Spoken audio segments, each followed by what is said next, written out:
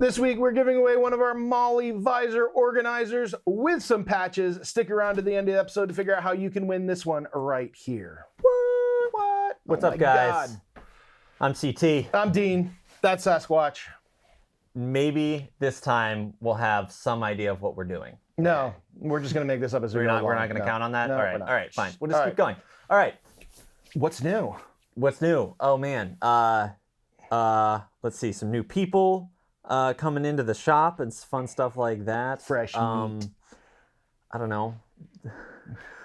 Texas is about to get hit with a hurricane now that they just got done with a deep freeze. Yeah, let's go from sub-freezing temperatures in Texas to hurricane weather in the span of 3 weeks.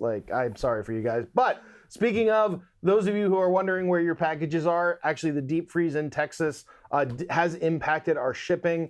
We're getting a lot of people wondering where their packages are. Well, the problem is anything going from the East Coast to the West Coast this time of year kind of goes through Texas. And with everything being shut down, that stuff has been delayed. Also, you get residual effects.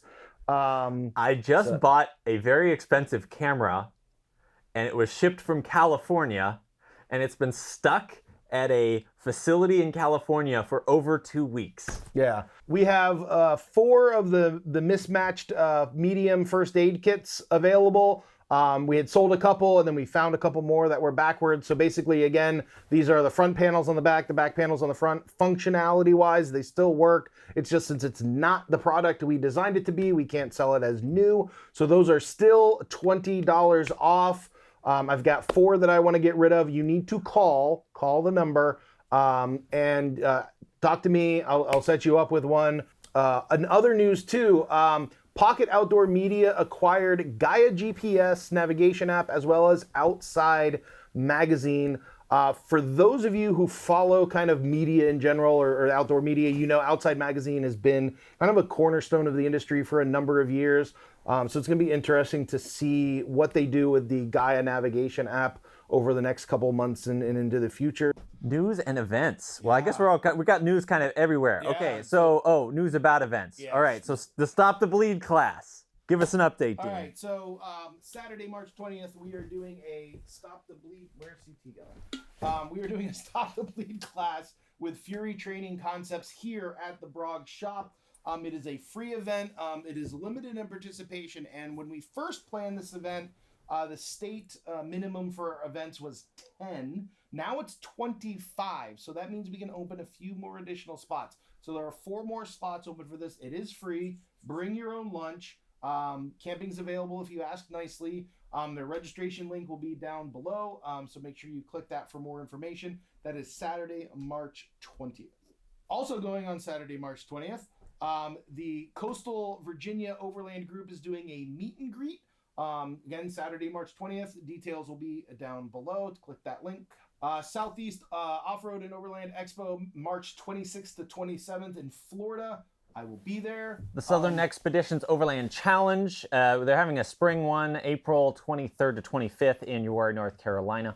And then the Smoky Mountain Overland Rally, April 30th to the 2nd of May. That's in Tennessee, just near Smoky Mountain National Park.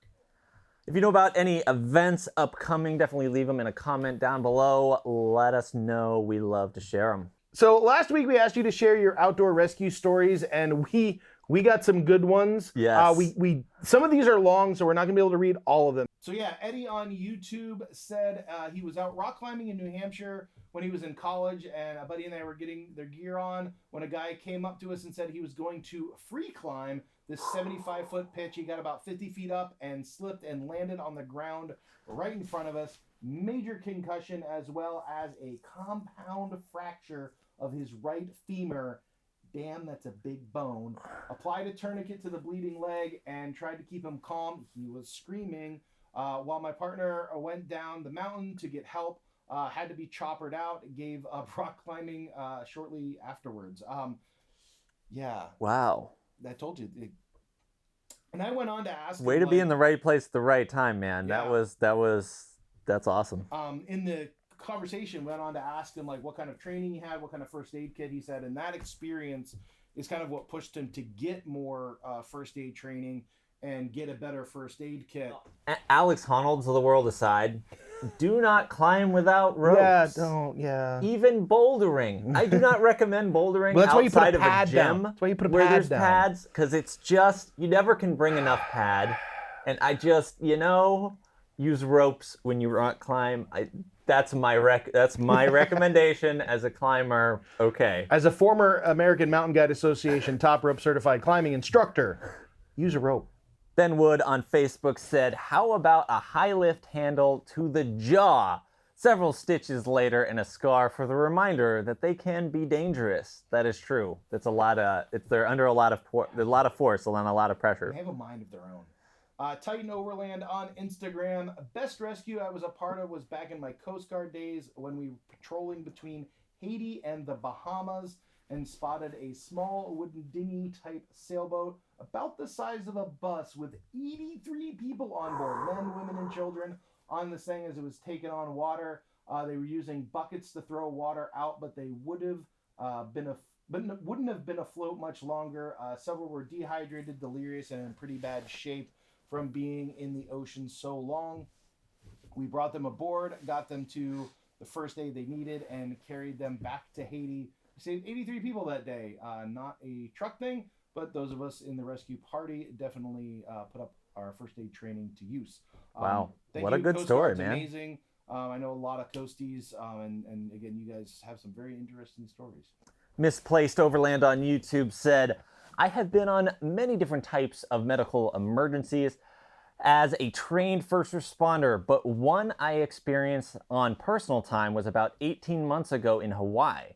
My wife and I visited a part of the island and we stayed on to view the sea turtles. As we stood and watched the turtles from above the bay, we noticed a couple who had entered the surf to snorkel. The water was crashing hard against the lava rocks and tossing this couple against it violently. Long story short, myself and a local resident were able to pull them from the water. The couple suffered some large cuts and scrapes, but no broken bones. No joke. Wow, dude. Good on you. Rescuing people. Awesome story. Love it. Yeah. At Thin Airman on Instagram said, my best rescue was actually when I was a Boy Scout and we did a 2-day hike into the Shasta Sierras area of California to a glacier lake. Once we got there, we did a crazy dangerous scramble up a cliff to reach the lake. Our scout leader took a different route up the boulder area and had been an avalanche of rocks. We set up camp with no sign of our leader. Just before sunset, we were scanning the avalanche field and saw a flashing light. We grabbed ropes and headed into the direction and had to rescue our leader, who was exhausted and unable to go any further. Not a truck rescue, but a life-saving rescue nonetheless. Boy Scouts rescuing their know-it-all scout leader, who thought his route up the cliff was better than ours. He owed us dinner the next week on the drive home. He quit as our leader soon thereafter. Makes sense. Wow. Brian Nabiwaniak, I hope I said that right, on YouTube said, I work on cell towers and I had to do a high angle rescue from 300 feet. Heat exhaustion got the better of him, brought him down safely from 300 feet on ropes.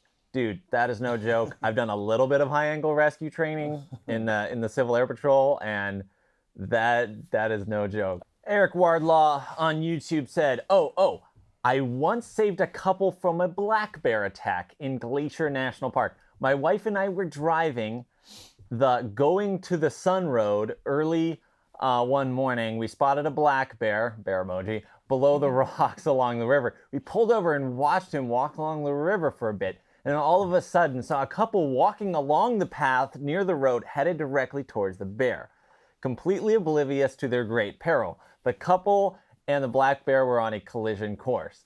I immediately took action. The bear was still down near the river, but started to make his way up to the road. I ran ahead along the road and yelled at the people, hey, a bear is coming your way.